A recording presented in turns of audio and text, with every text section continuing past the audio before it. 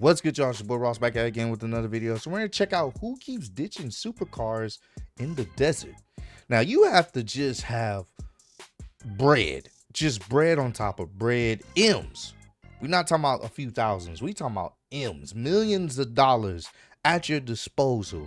If you can willingly just throw your Ferrari away in the desert, you don't need it no more. It's broken. Fuck it. You can just let it just stay in the desert until the end of time. You have to have a lot of money to willingly do that. Like it's nothing. Like it's just a bag of chips or something. Like that's crazy. We got to see what's going on. Appreciate all the love, support, man. Cause I don't know, man. I don't know. Maybe I haven't gotten to that point yet, but I just feel like even with that type of fuck you money, I can never just find myself just throwing away a $500,000 vehicle. I can't. But let's see what's going on here, man. What if I told you that halfway across the globe, there are hundreds, maybe even thousands of abandoned supercars slowly decaying in the desert, in parking garages, in pound lots, and even on the side of the road? These cars were just ditched and forgotten about. But why? Who left them there? And how do I buy one?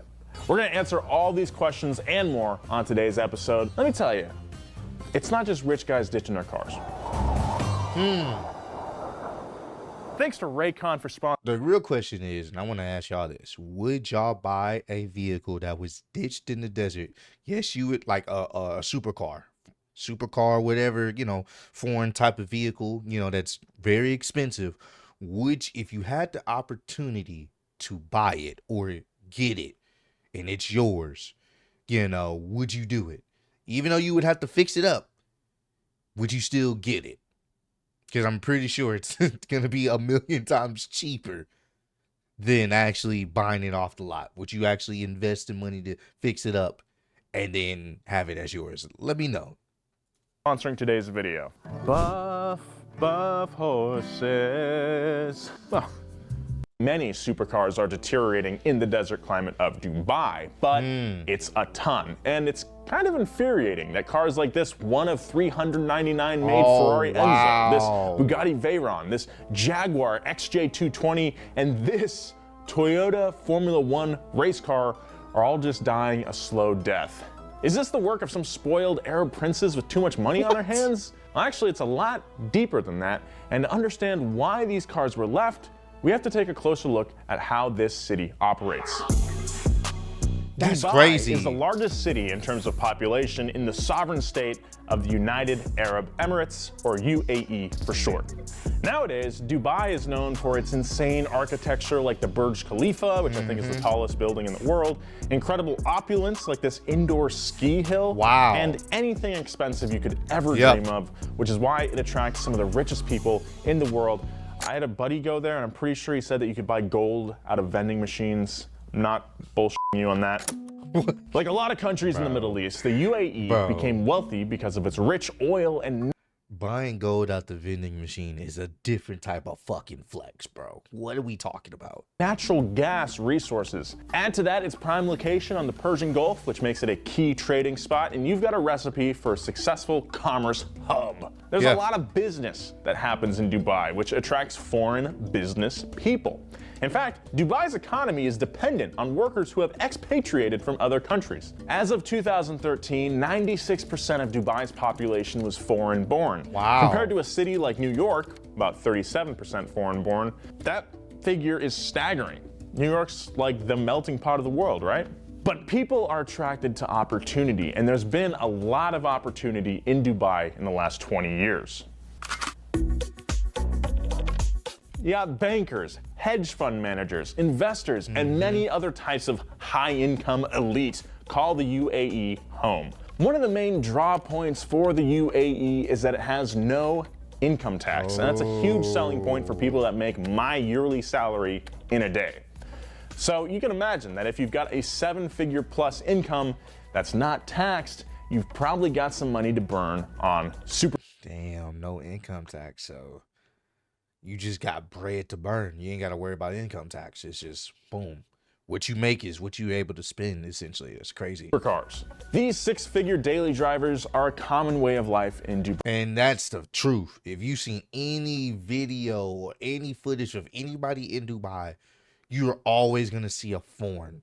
You're always going to see an expensive supercar because they daily those vehicles to the point where they just leave them in the desert. Dubai. Of course, you'll see economy cars on the road too, but I can almost guarantee you that you won't feel out of place driving a $200,000 supercar to the mall on Saturday. And trust me, there are plenty of places to shop in Dubai. The taxes are lower, the roads are very well maintained, and it's actually not that hard to find a used luxury car for a good price that wasn't actually abandoned. Supercars are a way of life in Dubai because it's an easy way to show off your wealth. Just like LA, that's why everyone drives McLarens now instead of GT3s, which I thought were cooler. Before people move to Dubai, they have an expectation that life will be luxurious. That means most people are buying these cars for Instagram photos and not lap times. Even though these cars are common, it doesn't mean that everyone has them, and that's kind of the point. You want to be seen, but you don't want to be seen in the same car as someone else. Exclusivity is key in the Dubai supercar scene. Being the only one with that car on the road is a real flex. But that doesn't answer the question why people would just up and abandon these cars on the side of the road. Still trying to figure it out. Why on earth are these supercars getting thrown away? Well, it turns out a lot of it has to do with a set of religious laws known as Sharia law. No matter what kind of lifestyle you're trying to lead in Dubai, you'll still have to understand and strictly follow the local laws and customs or face punishment. The economy there has a more worldly connection, but their justice system is partly Sharia and Western law mixed together. This means that there are different consequences for your actions than there would be over here. These infractions range from gossiping to carrying food with poppy seeds to basically a lot of different stuff that's outside the scope of this video. Just like the rest of the world though, stealing is illegal and it can land you in jail.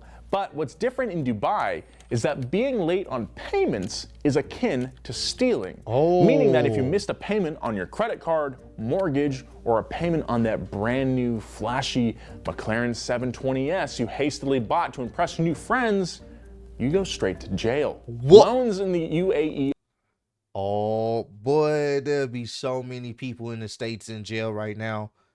That's crazy. So if you miss a payment, it don't even matter. It could be an emergency, whatever. You miss a payment, they could lock your ass up for missing a payment. And then the problem is now you in jail. Now you got to try to find a way to bail yourself out and then still make the payments. But you can't make the payments if you're in jail. Ah, bro, that's crazy. Are large, plentiful, and very easy to get. So naturally, people will take on these giant loans to buy a car that stands out just before losing their job or getting a serious pay decrease. So let's say it's 2020 and you're a British expat working as an investor while living in Dubai. Then suddenly, a pandemic comes out of nowhere and crushes your entire industry and you lose your job. That loan you're able to get so easily for your supercar that costs as much as a house is starting to look like more of a liability, and now you're not left with a ton of options. You either borrow from your friend who still has a job or go to jail. But there's a third option. You get the hell out of Dubai. Even if that means leaving your car on the side of the road. And that's what people did. They ditched their cars in parking garages, they end up in impound lots, they even leave them in the middle of the desert. Some of these cars were dropped so quickly that they still have keys in the ignition and other seemingly necessary items are left behind in a panic. The cars will actually sit in the same place until the police come and tow them away, sometimes months later. The local laws slow down the process of moving the abandoned cars down more than you might think. It's not like the US where you can call a tow truck and have it towed immediately. Things are just different over there. This somewhat harsh punishment for, in our eyes, a minimal infraction causes many expats to flee rather than deal with the consequences. Look, I get it. If I had to choose between ditching my dream car or going to prison, I'm leaving my neon SRT4 at Baskin-Robbins. It's just not worth it. It's the most popular fast food place in the UAE. So that sucks for those expats who had to leave their Lambos, but how do I, a supercar fan that lives across the fat earth, get... So basically, I ain't got enough to pay for it. Fuck that goddamn McLaren. I'm out of here. I'm leaving. That's insane. My hands on one of these cars. Is it possible? How much money would it take? Do I have to ask James for a loan? I think he would be more happy to have that parked in his side yard than my Imperial. Before you spit and shake on it, the first thing you gotta do is actually find the ride you want. And unfortunately, it's not as easy as pulling up a tab on eBay Motors, searching abandoned supercar and getting the pick of the litter. The first obstacle you'll encounter with any abandoned car in the UAE is locating the title. Like it is over here, whenever you get a loan from a bank to buy a car, you still don't own that car. The bank does until you pay off the loan. They will physically hold on to your title until you've made that final payment. If the person who left their car in the middle of the desert is missing and dipped while their loan defaulted, how do you know who used to own it? How do you know which institution holds the actual title? And you don't really know how much money is left to pay on the loan. These are all questions you'd have to get the answer to. There's no telling the amount of time in between these cars being abandoned and being impounded by the police. If you're not quick enough, these cars get snapped up by the Dubai 5-0 and sometimes get converted into actual police cruisers. Wow. I'm sure you've seen these cars before. The police in Dubai know for a fact that their traditional patrol cars from brands like Chevy, Toyota, and Nissan can't keep up with the likes of a Porsche, Mercedes, or McLaren. And even if it's all for show, the police are now driving around some pretty amazing cars. If you see a Bugatti in your rear view, just pull over, bro. Unless you're in a Bugatti, just pull over, bro. Just pull. It's GG's for you. Don't even try. If a nigga's pulling up to you to tell you to pull over in a Bugatti and you're not in a Bugatti, just hang it up. All right, let me pull over, bro. Let's see what they talking about. Unlucky, you might see them roll up in a Porsche 918, Aston Martin 177, or a Pagani Huayra. Now that you've missed a chance to buy these cars before they were impounded, it doesn't mean it's impossible to get your greasy knucks on one. But what if you wanted to buy one at a bargain rate? Well, auctions are actually a pretty good place to start. There are auctions, just like in the US, that will give you the opportunity to bid on these crazy cars, hoping to get you a good deal. You may get your dream car for $30,000 less than a sticker price. Or just spend $30,000 total on one. That's still beyond something I'm able to afford, but it's cool that I know it can be done. Like a lot of cars you find at auctions here in the States, they'll have what you can call a storied past. Like Supercar Blondie pointed out in one of her videos, a lot of the luxury cars up for auction may have had enough damage to make anyone want to pass on the deal. The damages range from some light body work to flood damage, all the way to being completely total. Make sure you do your research before signing on the dotted line. The normal process of buying from an auction isn't super easy, but there are many guides out there to get you the best deal possible if you actually want to try to do this. As you can see, buying a car from auction is often a difficult task, especially if you're buying said car from an auction on the other side of the world. If you don't feel up to the job, you're not out of luck just yet. This finally brings me to the best option for buying one of these dust-covered greats. Because this is so difficult, there are actually companies out there that focus solely on buying these cars at a crazy low price, repairing and prepping them to be sold to a lucky customer with reasonable savings. A company like Carrera Garage or Hush Hush will find these cars, get them in good working condition, and ship them directly to you for a nominal fee. And this is probably your best case scenario. Nominal fee. Probably still very expensive though. Hella But in my expensive. opinion, it feels like there are way too many things that could go wrong. You know, no offense to those companies. This car has changed hands for reasons unknown. It's been auctioned off, it's been repaired, and sent your way before you even get a chance to touch it. That's a ton of money to be passed around in too many pockets of people across international waters. My own personal peace of mind, okay? If you're really taking this idea to heart, I really suggest you do your own research into the fine minutia of buying one of these abandoned supercars. Even though most of us can't afford to get our hands on one, it's cool to know that if you ever hit the lottery, you're gonna pick up a perfectly good but dusty Ferrari for the price of a car that's sold on Bring a Trailer, maybe. Thank you very much for watching Wheelhouse. That's insanity, bro. That's fucking...